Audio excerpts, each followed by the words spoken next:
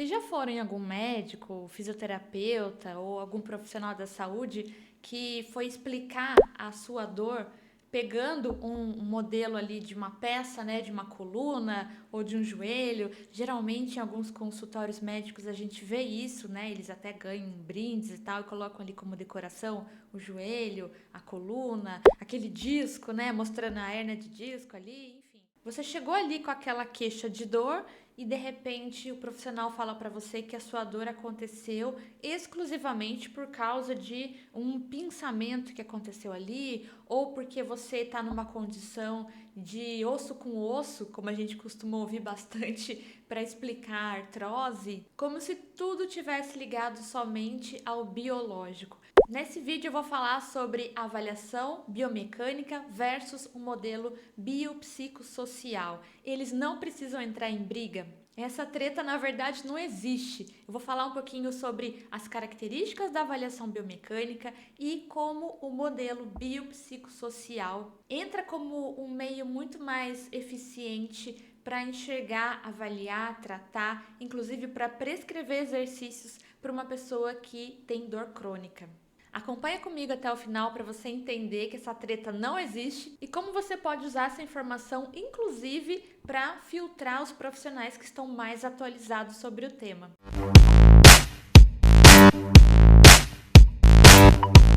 Seja muito bem-vindo, você está no canal Além da Cinesioterapia. Eu sou a professora Glaucio Gonzaga e aqui é o nosso espaço para falar de exercícios terapêuticos. Eu cursei fisioterapia numa época na qual a biomecânica estava muito em alta. Era a época que o jogador Ronaldo estava sofrendo as lesões e aí muita gente falava na mídia sobre a importância do fisioterapeuta na reabilitação. Aí eles faziam aquelas reportagens que mostravam o dinamômetro isocinético, que mostravam as análises biomecânicas, os programas. Então, aquilo gerava um certo grau de encantamento e não só eu, como muitas pessoas ficaram, de certa forma, inclinadas, né, com vontade de cursar fisioterapia, vendo aquela realidade do esporte e como a fisioterapia é uma profissão tão bacana nesse contexto. Na verdade, eu demorei muito tempo para definir exatamente qual seria a minha área de atuação, a tal da especialidade, que isso cabe até um assunto para uma conversa no outro dia, mas o fato é que a biomecânica estava no seu auge. Então, tudo tinha uma avaliação biomecânica, uma análise cinética, cinemática e tal, e aquilo foi tão contagiante que eu acabei prosseguindo os meus estudos nessa área. Eu fiz o meu trabalho de conclusão em análise biomecânica, eu fiz o meu mestrado e doutorado numa faculdade de engenharia mecânica, na qual tinha uma linha de pesquisa que estudava a biomecânica. Então, eu já falo sobre tudo isso aqui logo de início, para dizer que, apesar da minha formação ser em biomecânica, esse vídeo vai ser muito neutro, vai ser imparcial aqui, porque eu não sou uma apaixonada ali, eu não vou tomar partido. A gente vai falar basicamente sobre o que a ciência diz hoje sobre a avaliação de um paciente que tem dor crônica. E esse assunto é de extrema relevância para quem vai prescrever exercícios para essa população. Nós sabemos que a pessoa que experimenta dor crônica quase sempre tem indicação para a prática de exercícios terapêuticos. Então, não só é importante saber prescrever e conhecer os exercícios terapêuticos, como também entender e dominar as técnicas de avaliação. E aí vem a questão, qual tipo de avaliação é a mais adequada, é a que mais cabe para esse paciente com dor crônica? Durante muito tempo, a gente priorizava a avaliação biomecânica. E no que se caracteriza uma avaliação biomecânica? Ela vai buscar identificar os fatores estruturais que podem estar relacionados com aquela queixa de dor musculoesquelética, com uma incapacidade física, principalmente em casos agudos. Vou dar um exemplo aqui. Paciente que sofreu há pouco tempo uma entorse de tornozelo. E aí a gente sabe que tem um mecanismo de inversão associado à flexão plantar. Existem motivos para que a inversão seja o mecanismo mais comum, e isso explica por que o ligamento talofibular anterior é o mais frequentemente lesionado. Então percebam que a gente está falando de uma condição basicamente biomecânica. Nessa esfera, a gente consegue entender o mecanismo de lesão, o tratamento, como a gente pode aplicar as terapias manuais e como a gente pode prescrever exercícios para uma pessoa nessa condição, nas diferentes fases da reabilitação. Porém, quando a gente fala de casos crônicos, a história muda completamente. O que a gente vê hoje é que uma abordagem biomecânica, ela não é suficiente para explicar essa relação entre intensidade de dor e presença de lesão. E é aí que entra o modelo biopsicossocial. O modelo biopsicossocial vai avaliar a queixa de dor no indivíduo e vai considerar vários aspectos ligados às dimensões biológica, psicológica e social, tendo surgido como uma alternativa ao modelo biomédico, que é o modelo antigo, aquele que só ficava olhando para a biomecânica, só para a parte biológica do paciente como causa da dor musculoesquelética. Ou seja, quando falam para o paciente que a dor no joelho que ele tem é por causa de um osso que está ali raspando com outro osso, essa é uma informação equivocada. Existem muito mais fatores além do que o biológico interferindo na dor que aquela pessoa está sentindo. Isso significa que eu devo jogar todo o meu conhecimento de biomecânica no lixo, que a avaliação biomecânica não serve para nada? Não, também não é isso. A gente tem muitas informações importantes e confiáveis que são provenientes de uma avaliação biomecânica. E elas também vão ajudar a você elaborar boas estratégias para o tratamento de uma pessoa com dor crônica. Porém, quando a gente fala de dor crônica, a gente tem que lembrar que é uma condição de saúde muito mais complexa. E todas essas dimensões estão interferindo, estão agindo ali naquele paciente. É importante que a gente saiba identificar os componentes de uma avaliação biomecânica e diferenciá-los dos componentes de uma avaliação que é baseada no modelo biopsicossocial, e é sobre isso que eu vou falar aqui agora. Na avaliação biomecânica, o foco é a estrutura afetada no sistema musculoesquelético. Ou seja, se a gente está falando de uma entorse de tornozelo, eu vou focar ali naquelas estruturas do tornozelo, do pé, eu vou pensar na artrocinemática, eu vou pensar na anatomia, na cinesiologia. Eu estou focada ali no sistema musculoesquelético. A biomecânica também vai se basear na utilização de testes ortopédicos, aqueles testes que a gente treina bastante na faculdade, nos estágios de ortopedia, eles estão dentro desse contexto biomecânico. A gente vai fazer anamnese, vai fazer a avaliação da postura, da mobilidade, da força, da resistência muscular à fadiga, e a gente pode fazer também uma avaliação qualitativa do controle motor desse paciente. Já na avaliação que é baseada no modelo biopsicossocial, ela não descarta a biomecânica, pelo contrário, ela traz a biomecânica para esse contexto. Ela aborda todos os elementos que estão incluídos na avaliação biomecânica, ela se pauta na observação do movimento para determinar a relação com a alteração estrutural e a dor. E aqui a gente vai ver os diferenciais, o que a gente tem a mais aqui nesse modelo. Avaliação de aspectos psicológicos e também comportamentais. E a gente vê isso com muita frequência. Medo do movimento, preocupação exagerada com a dor, ansiedade, depressão. Também esse modelo considera os aspectos neurofisiológicos, a sensibilização periférica e central. Além disso, aspectos contextuais. Como é o trabalho dessa pessoa? Será que ela vive num ambiente muito estressante? Será que ela trabalha em 2 ou 3 empregos? Como ela se desloca para ir até esse trabalho? Tudo isso pode interferir na sua dor. Atividades esportivas. Será que essa pessoa pratica algum esporte? Será que ela tem tempo para praticar algum esporte? Ela faz isso no final de semana? Ela faz isso ocasionalmente? Será que ela fica no escritório sentada o dia inteiro e no final de semana ela fica o dia todo jogando beach tênis? E quais são as atividades de lazer desse paciente? Será que envolve algum movimento, alguma atividade? Será que ela não tem momentos de lazer? Percebam que esse contexto muda todo o jogo, para o bem ou para o mal, para o positivo ou para o negativo. No modelo biopsicossocial, também a gente avalia o nível de atividade física desse sujeito, porque hoje nós sabemos que não se deve considerar apenas o número de horas que a pessoa faz academia, quantas vezes por semana ela vai no Pilates. Isso é uma parte de uma informação importante da rotina dela. Mas o que ela faz nas outras horas? Quando ela não está ali na academia ou não está ali no Pilates? Será que o trabalho dela já envolve alguma atividade física? Ou ela é uma pessoa que tem um predomínio de comportamento sedentário? Hoje a gente sabe que se a pessoa passa o dia inteiro sentada no escritório e vai lá no final do dia e faz uma horinha de academia, ela continua sendo classificada como uma pessoa de comportamento sedentário. E, abrindo um parênteses aqui, hoje a gente até fala que sentado é o novo fumar, porque é um hábito péssimo que está bastante disseminado e que está relacionado a várias doenças. Além disso, essa avaliação também contempla aspectos do sono. Como que essa pessoa dorme? Quantas horas por noite ela dorme? Qual a qualidade desse sono? Porque tem pessoas que dormem 8 horas por noite, mas não dormem bem. Elas dormem aquele sono picadinho, né? Aquele sono superficial que não é reparador.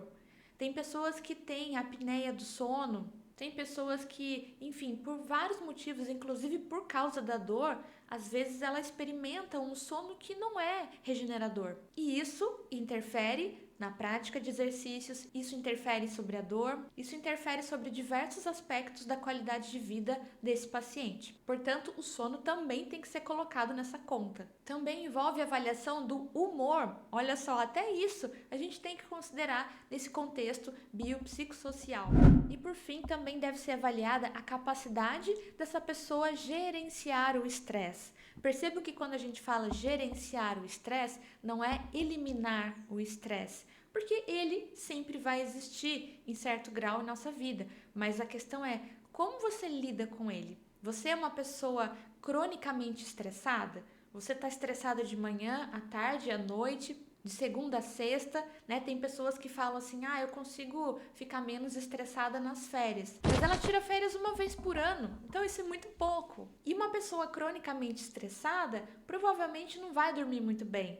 E vai acordar cansada, e vai experimentar fadiga, e pode ter problemas de humor, e não vai conseguir fazer exercícios, e vai chegar para você com muito mais dor, provavelmente. Então percebam como tá tudo interligado. Percebam que se a gente ficar ali com a nossa cabecinha só focada na articulação, no ligamento, no côncavo convexo, a gente tá vendo a situação de uma forma muito limitada.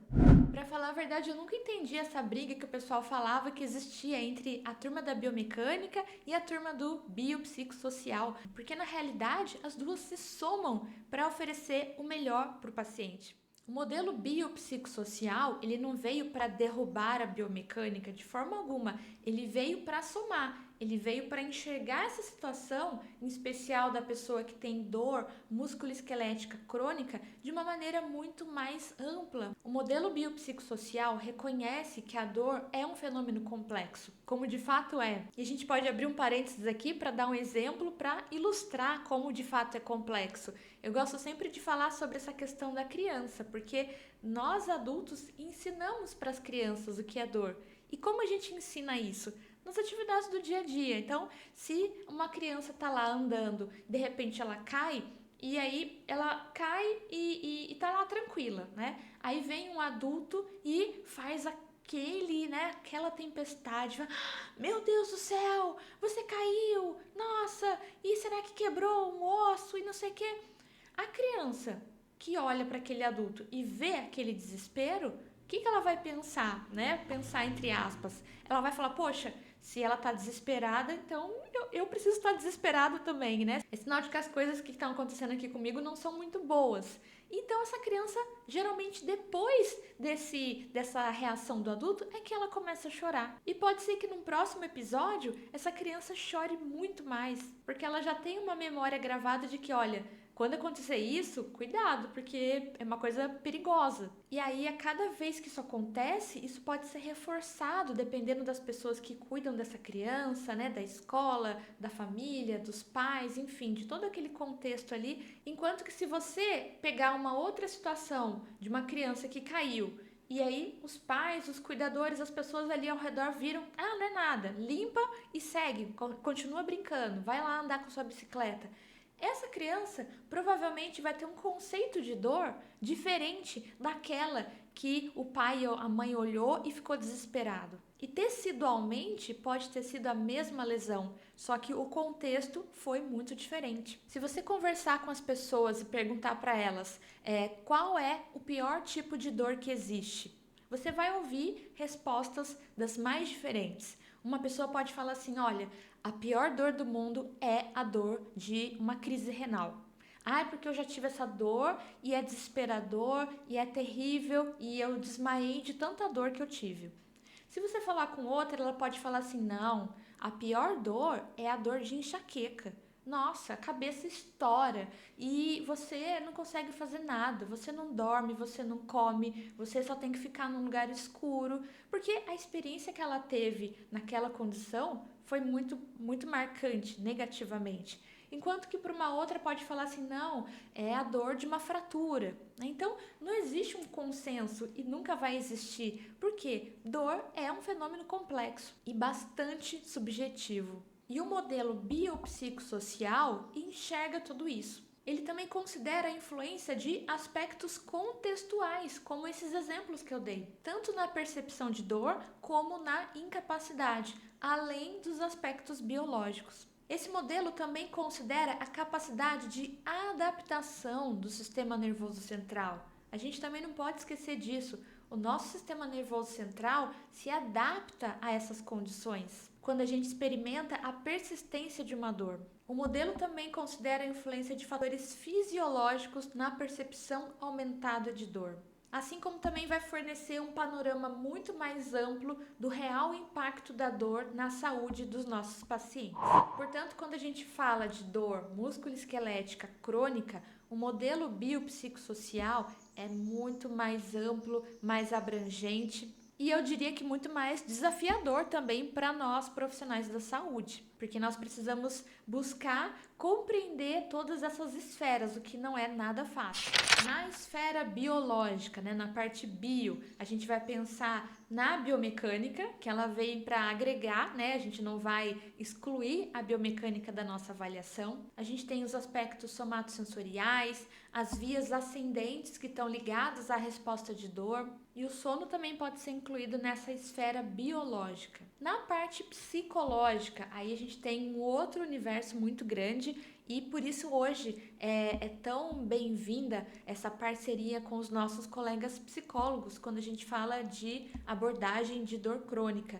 E aí a gente vai incluir medo de movimento, ansiedade, depressão. Ansiedade e depressão costumam andar muito de mãos dadas, preocupação exagerada e a autoconfiança. No aspecto social, tem um outro universo também para a gente explorar, e aqui alguns exemplos. Satisfação com o trabalho, uma pessoa que passa 40 horas, 44 horas por semana infeliz, insatisfeita, ela tem, obviamente, uma grande chance de experimentar dor por fatores dos mais diversos. O social aqui vai também se mesclar com o psicológico, que por sua vez vai gerar repercussões no aspecto físico. Então não dá para separar. Essas três esferas estão se interrelacionando ali, uma agindo sobre a outra o tempo todo. Apoio familiar, apoio de amigos. Quantas pessoas que eu já não ouvi falando assim: nossa, eu tenho fibromialgia, mas o meu marido não me entende.